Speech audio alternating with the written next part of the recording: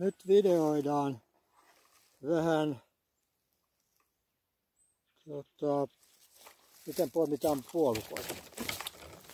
Hei, tästä se lähtee.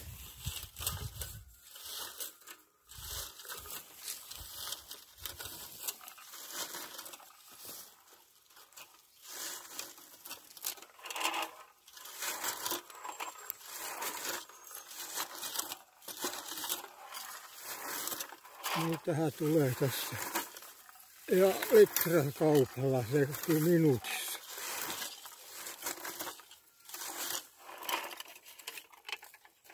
Täällä niitä alkaa olla.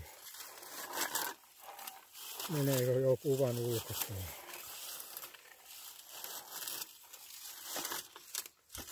No niin, eiköhän siinä nyt tullut ikuistettua tämä diivailu. Okei.